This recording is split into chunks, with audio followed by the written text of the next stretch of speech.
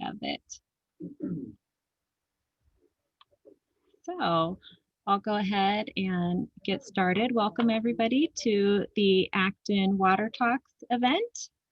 We really appreciate everybody showing up tonight when there's so much else going on in the world today. So we are here today with Boykin Witherspoon from the Water Resources Institute at CSU San Bernardino.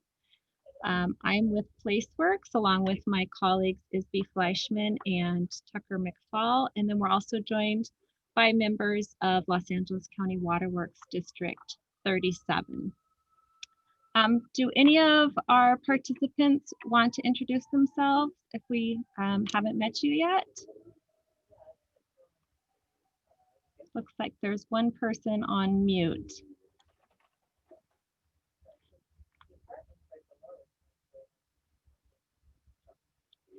Okay. We are really grateful that everybody is here. And before we jump in and talk about what we'll be talking about tonight, I want to let you know that you can use the chat feature on your Zoom controls to ask questions. They will be sent to the ask questions here, and then we will pause at moments in the presentation and address any questions that we have received. And also during those pauses, you can go ahead and ask any other questions that you may have. So tonight we'll be talking about what the Water Talks program is, providing some basic education about water in our environment and tap water. And then Boykin will provide a lot of information about funding for water-related projects. And I'm going to turn it over to Isby right now, who will introduce the Water Talks program. Great. Yeah, I'm going to just talk a little bit about what Water Talks is, and also putting that in the context of planning for water in California. So Water Talks is a public program. It's funded by Proposition 1, and the goal is to generate and increase community involvement in planning for a sustainable water future in California. Some of the key components or efforts involved in Water Talks include educating and informing people about water-related topics. I think when people think about water, sometimes we forget how much it is really a part of all aspects of life. And one thing that Water Talks does is aim to address the big range of topics and build this awareness. Everything and the different icons that you see here are some of the topics addressed. And I think that maybe not everyone has a camera tonight. So some of the topics include clean water, flood protection, health and well-being, multiple objective parks, recreation and habitats, walkable green streets and safe neighborhoods, routes to school, and of course, drainage and vector concerns. So working with communities, we're bringing that education and then helping to raise questions and concerns about water so that those can then help identify community needs. And by really identifying the community needs so that those can be part of regional water planning efforts. Go to the next slide. So water management and planning is very complex. In addition to water being integral to many parts of our lives or all aspects of our communities, there's a lot of different entities involved, and water resources, of course, are moving across regions and areas. In California, the way that we've addressed this is through integrated regional water management. In 2002, the Integrated Regional Water Management, call it IRWIM Act, was passed, and since then about $1.5 billion has been channeled into funding this program, but really doing regional water projects. And what IRWIM is really a collaborative way of addressing water at the regional scale, both identifying issues and implementing these regional solutions. The Los Angeles Ventura funding area is one area within, or is one dedicated IRWIM area within California. And there's 3 areas within that, or 3 subregions you see here. It's the Watershed Coalition of Ventura County, Upper Santa Clara River IRWIM, which Acton is, of course. And then there's the Greater Los Angeles County IRWIM. But all 3 of these are part of the LA Ventura funding area, or IRWIM. Go to the next slide. Yeah, before we move on, I just want to let people know that on some slides, we have links to additional resources, and this presentation will be made available afterwards on the Water Talks website. And there are also live links listed in the chat if you want to connect to those resources during this presentation. So just a reminder to open your chat window to look at those live links. And now here's our next slide. Oh, and the link that Tucker just provided is great. It'll help you find out about IRWIN meetings, which are open to the public. It's a great way to get involved in water planning. So Water Talks itself supports IRWIN, and it was funded by Proposition 1, which was passed in 2014. Proposition 1 basically gives $7.5 billion to funding water-related projects. And 98 million of that goes directly to the Los Angeles Ventura funding area. And 10% of that, of the 98, goes towards DAC, which is disadvantaged community projects, and specifically the outreach that we're talking about right now, which is the Water Talks program. So in other words, Water Talks is directly funded by Proposition 1. And the remainder of that 98 million will be distributed by the Water Board for water-related projects. And to learn more about Proposition 1, there's a couple of different links that Tucker is posting now.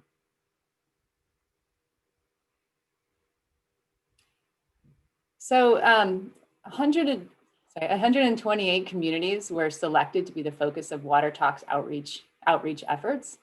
These communities include both disadvantaged communities and underrepresented communities.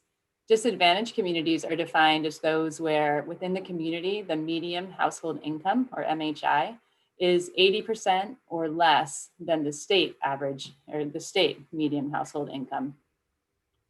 Underrepresented communities are not necessarily disadvantaged, but they may have limited access to resources, limited representation within the IRWIN planning processes, or may not be serviced by a water service agency. There's several reasons they may be identified as underrepresented. So in the case of Acton, Acton is not a disadvantaged community, but was identified as underrepresented within the Santa Clara region. And it's really important, the underrepresented communities, we really want to hear from you about priorities, and so that the needs and priorities can inform funding decisions and planning decisions at the regional level. And by identifying these needs and priorities, staff within IRWIN and the water agencies can help identify funding sources to support whatever the needs and concerns may be. So the program itself is being implemented within 3 phases. Phase 1 and Phase 2 are happening somewhat simultaneously right now. This meeting is part of Phase 1, which the focus is outreach, educating, and informing community members about water resources. And the next phase is needs assessment, and that has also started right now. So we're kind of in between these 2 phases. The purpose of the needs assessment is to understand a community's needs and priorities, and also to reach out. We're also doing institutional and agency interviews to learn more about needs from that vantage point as well. To learn more about the community needs, we are doing a big survey that we'll be talking more about. We have an online community survey, and we've been sending out hard copies as well, trying to get as much input as we can. And what we learn is going to both inform basically what agencies and all are listening, and what we learn is going to help inform ongoing planning as well as funding decisions. And it also is going to help inform the selection of which projects receive technical assistance funding from Proposition 1. Technical assistance is basically where support is provided, professional support, to turn project needs and ideas into actual, more concrete proposals that can be submitted for grant funding. And Proposition 1 is one of many grant funding sources that projects could be eligible for. However, it's important to note that this funding source is limited, and no project is it's not guaranteed that every project will get funding. Great, thank you, Isby. And we'll go ahead and pause here and see if any of our participants have questions about the Water Talks program. I'm not And I sure if, don't have any questions in the chat. okay.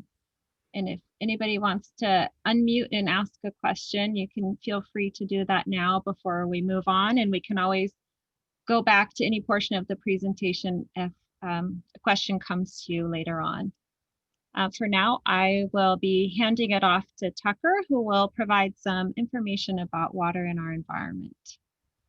Hello, my name is Tucker. I'm going to talk a little bit about water in our environment.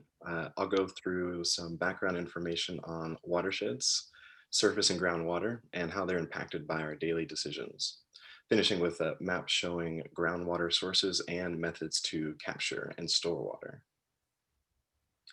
It's important to point out that Acton is within the Upper Santa Clara watershed. A watershed is an area of land that separates water flowing into different rivers, basins, or larger bodies of waters like the ocean.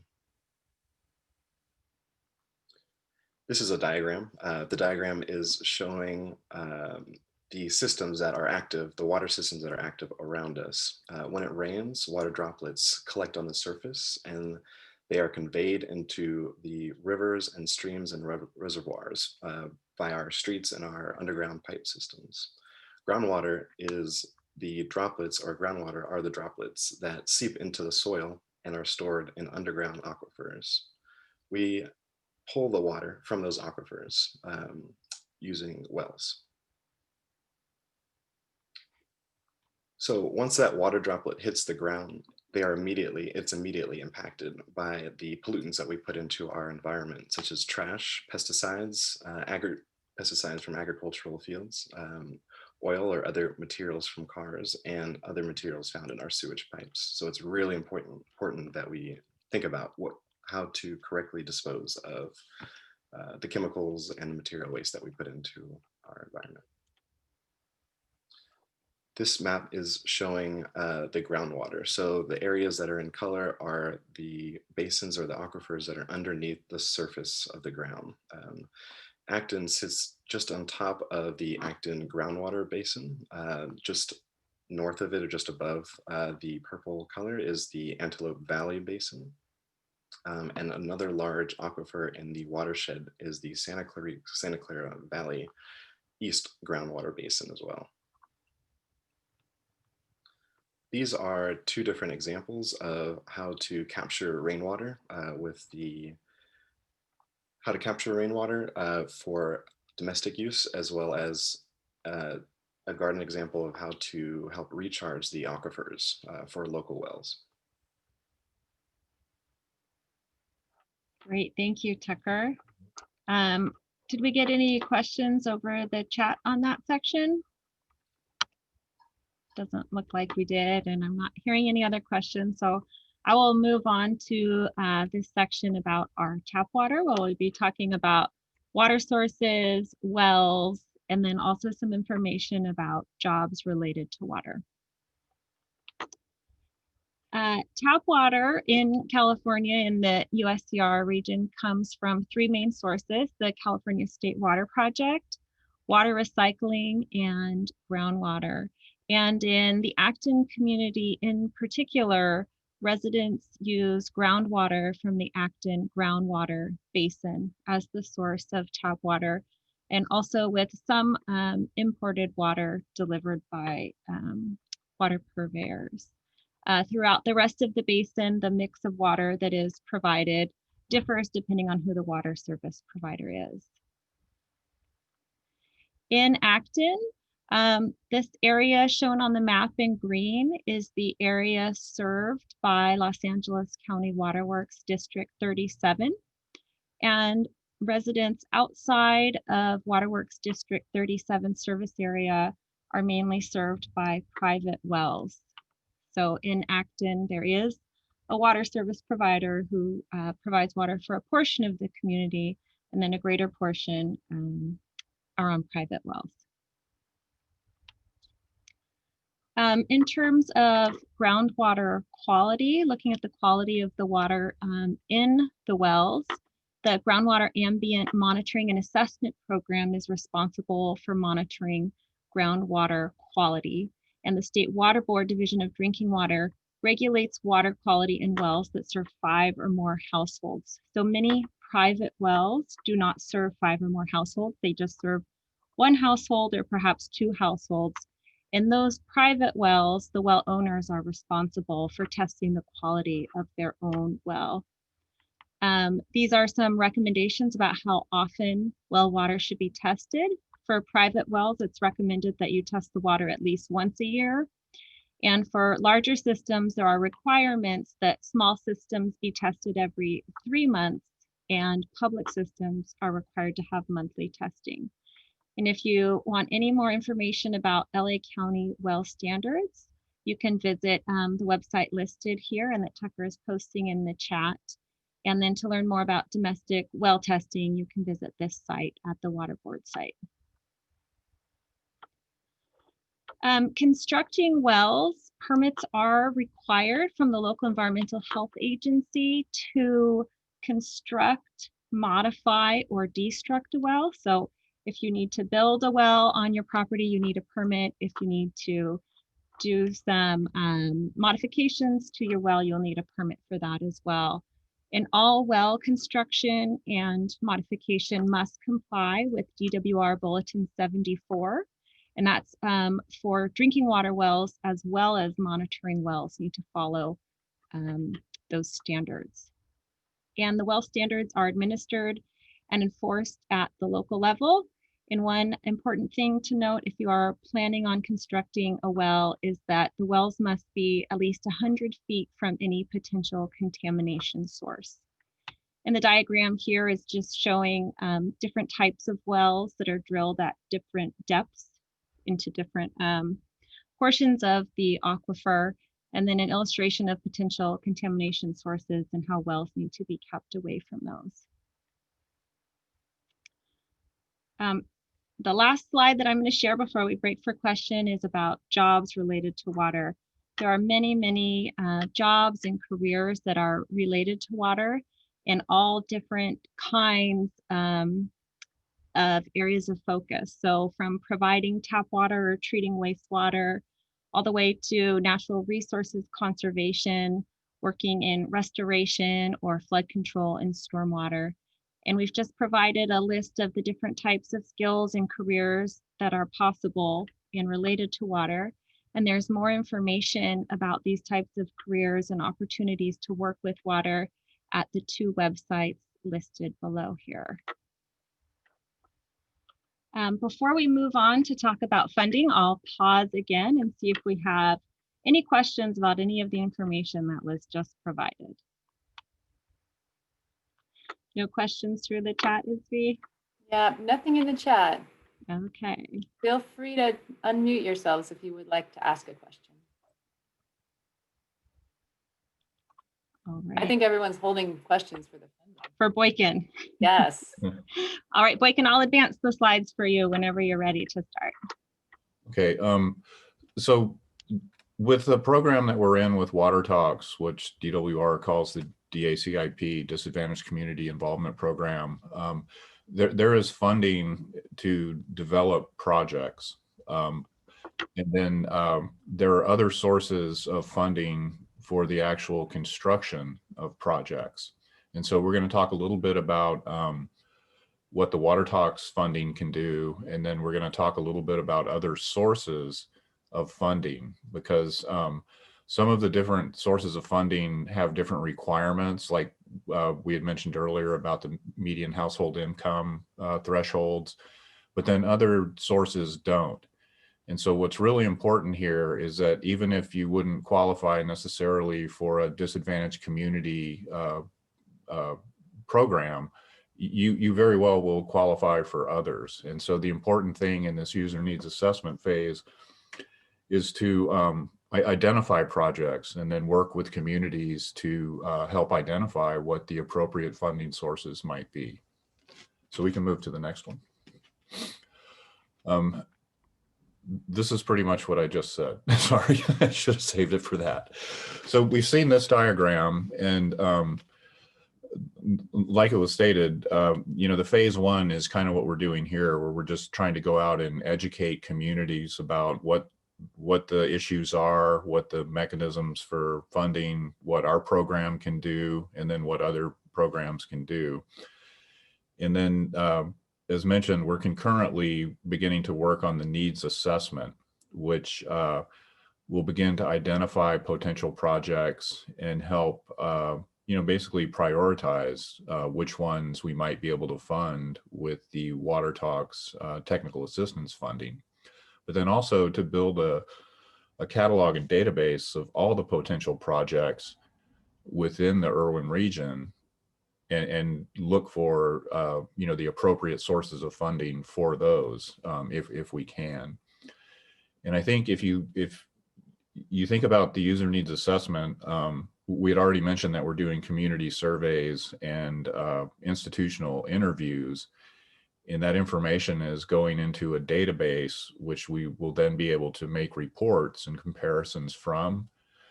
And Russ and Carrie, my staff will be reaching out to you all for an institutional interview. So I'm going to have some folks from my office get in touch with you all. It takes about an hour. And we not only want to get the community's perspective, but we want to get the institutions that provide service related to water, what their thoughts are, and what their thoughts about their relationships with their communities are. And so the result of the user needs assessment is going to be project proposals and project selection. And this is what the WaterTalks funding is for. And again, when we select a project for funding, we're not talking about going out and constructing something. We're talking about developing the information and data that would be needed to apply for construction or implementation funding. So for example, we might identify a project that's a well rehabilitation, where a well just needs, a bigger pump or something. And what we can do with the WaterTalks program is we can come in and assist with the engineering and the environmental permitting that would be required to put in a construction grant application to actually rehabilitate the well. And so that's kind of the cutoff for us right now, is in the development of projects. And then we're going to help identify multiple potential funding sources for the actual implementation of the projects that we can develop. I think we can go to the next one. So the types of projects that we can address, and this is not a complete list, but water recycling, water conservation projects, groundwater storage improvement, regional water infrastructure, distribution, source, things like that. Watershed protection, restoration and management, which includes, ideas about recreation and combining, recreational opportunities with restoration projects, things like that. Stormwater flood management, water source projects like desalinization, water quality improvements, new filtration systems, multiple source resiliency projects like that. And then what I think is really important to note here is that those are all kind of very technical, kind of infrastructure based type projects. But then we can also look at developing programmatic type projects like curriculum, legal support, rural assistance programs, tribal engagement programs, different things like that. So it's not just the kind of traditional technical infrastructure improvement expansion, but it's also programmatic. And so, as we begin to build relationships with the communities, we want to make sure that everyone understands that it's the types of programs that we can assist in development with, or they span a wide spectrum, all the way from developing a fourth grade curriculum to educate people about water conservation to, like I had said, a well rehabilitation project. And then we can also do planning. And so, like, one of the things that we can do, if a community initially doesn't qualify under the regulatory framework for a DAC program for funding, we can come in and do more detailed studies like an income survey of a community to help qualify communities for different kinds of funding. So I guess the point I want to make here is the types of programs that we can help develop are highly varied. And so if you have an idea, throw it on the table because it's probably going to fit into one of our boxes. Okay. So what we're going to get into here is there's the funding that we have for Water Talks is to develop projects and programs. But then there's also multiple sources of funding to actually implement, manage, and maintain the programs that we can help develop. And so, and not all of them are disadvantaged community centric. So not all of them require that you meet the regulatory framework for DAC programs. And so the Water Board of California has multiple programs for things like water recycling, drinking water, stormwater, groundwater programs. And that URL on the bottom of this slide has a listing of all the criteria and requirements for qualifying for some of their non-DAC specific grants. And so that's a great resource on that web page. So again, let us know what your issues are, and we can probably, no guarantees, but we can probably help find potential funding sources. And again, there's no guarantees. A lot of these are competitive, but just knowing that they're there, it is very, very helpful. Okay, we can move on. And so, again, the Water Board has multiple types of programs, and we had mainly been talking about Proposition 1, which is funding the Water Talks and the project development. But the state recently, I don't know how recent it is, I've lost track of time, but Proposition 68 has multiple programs, including groundwater treatment and remediation grant programs. There's also the Clean Water State Revolving Fund, which is a competitive program that will provide construction funding for wastewater projects. Like we've done several across the state that involved septic to sewer conversions, where communities on septic hook up with the community that has a septic treatment facility.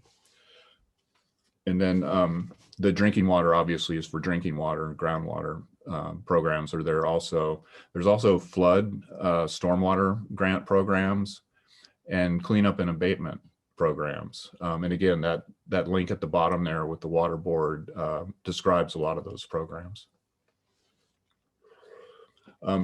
The other water agency in the state is the Department of Water Resources. And they also have additional funding and additional programs from the State Water Resource Control Board, where they fund environmental restoration, a lot of the same kinds of things that the Water Board funds, but they might have different criteria. They might have different maximums and minimums. They might have different requirements for match or low interest loan requirements, things like that. But between the Water Board and the Department of Water Resources, they have multiple programs. And again, the URL at the bottom of this page will begin to describe some of the Department of Water Resources programs. And the Department of Water Resources also funds the Integrated Regional Water Management construction activity. So they have a lot of resources for communities with set-asides for disadvantaged and underserved communities. In addition to the two main state agencies, there are other types of programs. So the United States Department of Agriculture, Rural Development has grants for underserved and disadvantaged communities related to water and wastewater. And one of the cool things about USDA is they're more tolerant on funding construction issues on private property with home repairs. So a lot of times, maybe a state revolving fund for drinking water can go all the way to the meter out in front of your house. And then the USDA can help fund what happens from the meter to your house. So a lot of times you can combine some of these funding sources. And then Measure W, a local funding issue or funding opportunity, is another example of a measure that will provide technical assistance, project development, and then also construction project funding. And again, those URLs at the bottom of this page will have details and specifications and requirements for those different programs. So we can go to the next. So can I take over the screen here? So these are actually some not-for-profits that have put together lists or indexes of different funding sources. And I'm just going to show you quickly a couple of them. So am I ready to share? I think you should be able to share, Boykin. Oh, someone has to relinquish the screen. Let's see, I'll stop my share. And now, can you share yours? I think this is me. Let me try again. Yeah. Yeah. Okay. So that's my email. So can everybody see this page? And again, these URLs are in the chat and will be in this presentation that we disseminate. So here's one put together by an NGO, the Local Government Commission, I believe. And it's just literally every program that they could find, federal, state, and local, that provides funding for water-related issues. And so it's going to tell you who's eligible, what it funds, when to apply, what the funds are, the award sizes, the level of effort to apply. And again, the technical assistance that we can provide under WaterTalks is literally this stage. What we can help offset that level of effort. Like if you need engineering or you need environmental permitting work, instead of trying to hire a consultant on your budgets, we can actually offset some of those costs if the project is accepted. And again, there's more information on each one of these, but you can see each one of them has the same type of information. So this is an incredible resource that the Local Government Commission put together. And it's just, I just really applaud their effort, because this is what communities need to kind of have a one-stop shop on what are all the other alternative funding sources. So if I don't qualify for this one, I can look for other ones. Or if I need to combine two of them, because one will fund public but not private, and one will fund private. So that's what these resources are for. And there's a couple others that are on that list. This, I always get them confused. This is an institution for local government, not the Local Government Commission. But they're looking at the cap and trade monies available in California. And now that's primarily air quality, but it also deals with energy and water. And so when you start looking at, some of the requirements for the cap and trade programs, which they get into on this website, a lot of times there's an overlap between transportation, air quality, community development, and water and energy related issues. And so the cap and trade have been really good partners. For instance, one of the projects dealt with safe routes to schools. And so the kids were having trouble getting to school because of flooding and stormwater issues, walking across flooded streets, things like that. So cap and trade deals with transportation infrastructure, but they were able to solve flooding issues and safe routes to schools through cap and trade. So that's another really interesting one. And then this is, again, the Local Government Commission. That's a great not-for-profit group, but they this is primarily, this list of funding programs is primarily about energy, but they have some that, basically look at community improvement. I was trying to find one. Yeah.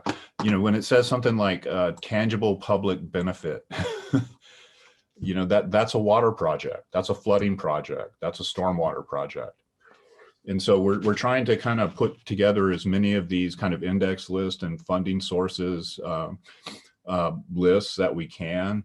And we're going to be putting all of these on the WaterTalks website eventually. So, right here, we've got 3 one-stops. So I guess we're going to have the mega one-stop where we try to assemble as many of these different kind of index lists as we can as we begin, working with communities on how to implement their projects. Okay, I'm going to relinquish the screen.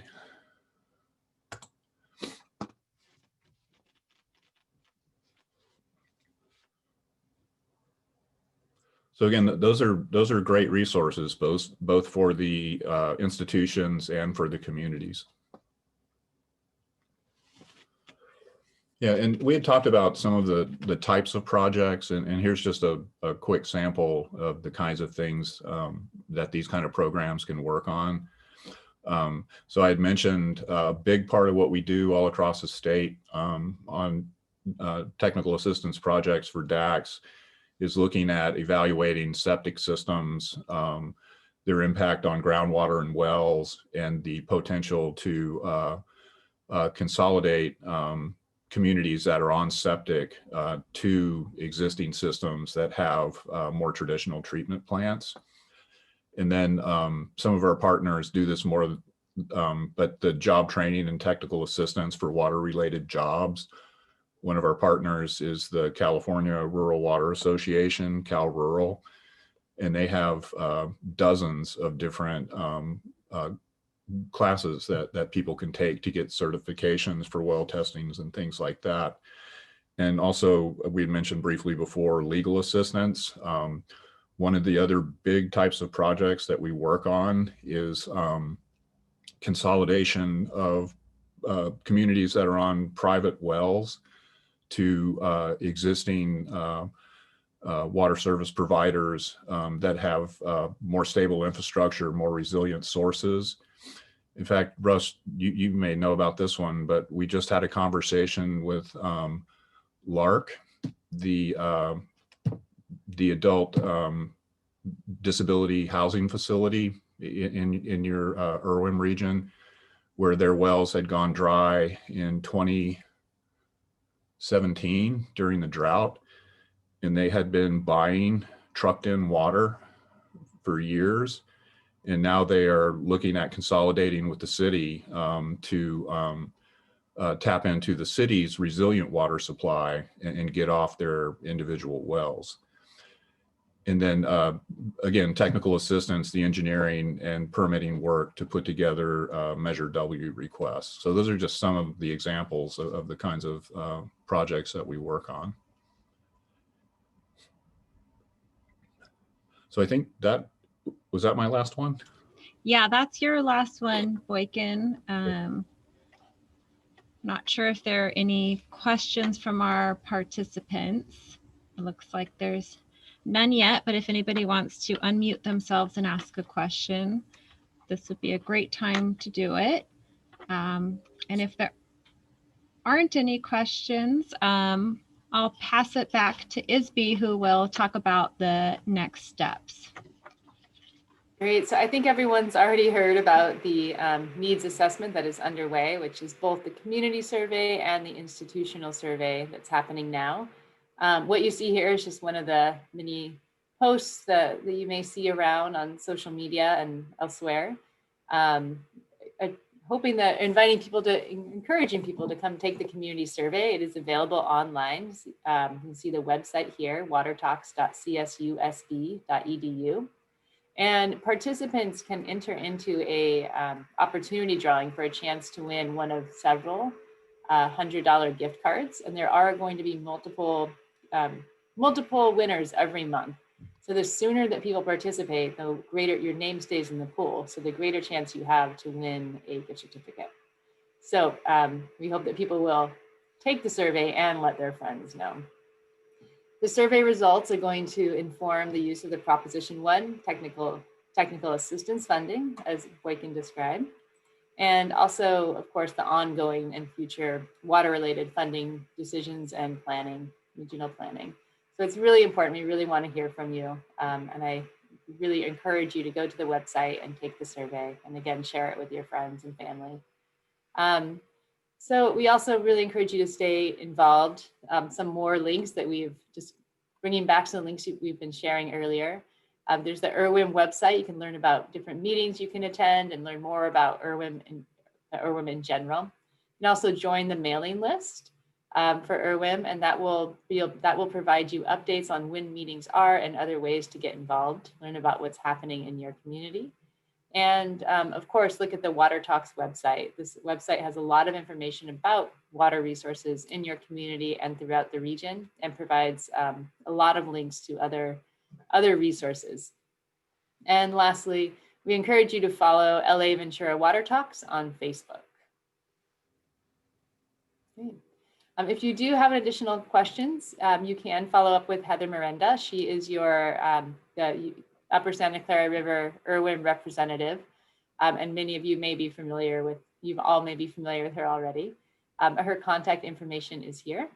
And you can also find this contact information and other contacts at the WaterTalks website.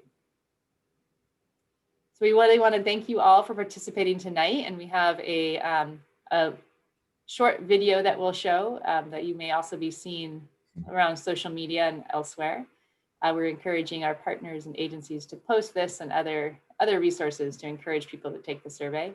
And feel free to stay around after the video if you do have some questions that come up. Otherwise, we will just thank you for participating and hope to see you again.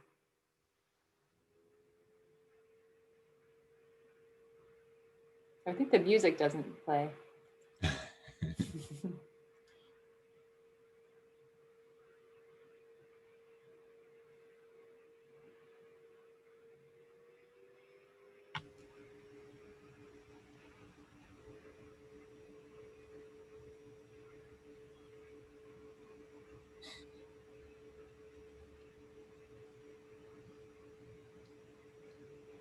Right, and this video is also now playing at the LA Ventura WaterTalks Facebook. So if you want to hear the music and see the full thing, please go there. And of course, don't forget to take the survey. Right, I don't see any additional questions, but if anyone wants to unmute and share any questions or comments or feedback from the meeting, I invite you to do so.